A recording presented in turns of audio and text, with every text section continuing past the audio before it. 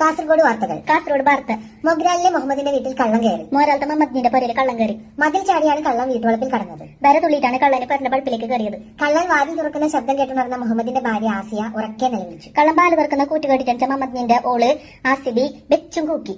നിലവിളി കേട്ട് മുൻവശത്തു കൂടി കയറിയ കള്ളൻ അടുക്കള വാതിലൂടെ ഇറങ്ങിയോടി. കൂക്കുന്ന കേട്ടിട്ടാകുമ്പോ കൊട്ടിൽപ്പത്തലെ കയറിയ കള്ളന് കുച്ചിൽപ്പുറത്തിലേക്ക് ഇഞ്ഞിട്ട് പാഞ്ഞു.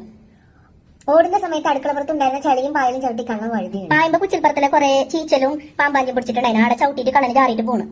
അനക്കം കെട്ടെത്തിയ അയൽക്കാർ കള്ളനെ പിടിച്ച് പോലീസിൽ ഏൽപ്പിച്ചു. അജനെ കെട്ടിട്ട് വന്ന നരക്കാർ കള്ളനെ പിടിച്ചിട്ട് പോലീസിന് കൊടുത്തു. ഇനി ജീവനുണ്ടെങ്കിൽ മോഷണം ചെയ്യില്ലെന്ന് കള്ളൻ സ്റ്റേഷനിൽ വെച്ച് സത്യം ചെയ്തു. ഇനി ചേച്ചിട്ടുണ്ടെങ്കിൽ കക്കാൻ പോയാലെന്ന് കള്ളൻ സത്യം പിടിച്ചിട്ട് ചെല്ലി. ചെർക്കളയിലെ അബ്ദുൽ ഖാദറിന്റെ മകൻ യൂസഫ് അന്തരിച്ചു. ചെറുക്കലത്തെ കായിച്ചാന്റെ ഇസുബ് പോയി 80 വയസ്സായിരുന്നു. 80 വയസ്സായി. സുഖമില്ലാതെ കിടപ്പിലായിരുന്നു. കയ്യാത്ത കടത്തത്തിലായിട്ടുണ്ടായിരുന്നു. മക്കൾ ഇസ്മായിൽ, അബ്ദുള്ള, അബൂബക്കർ, അബ്ബാസ്, സുഹറ, സൈനബ. മക്കോ ഇസ്മാലി, അബ്ദുള്ള, ഔക്കർണി, അംബാച്ചു, ദൗറ, ദൈനബി. വാർത്ത കഴിഞ്ഞു.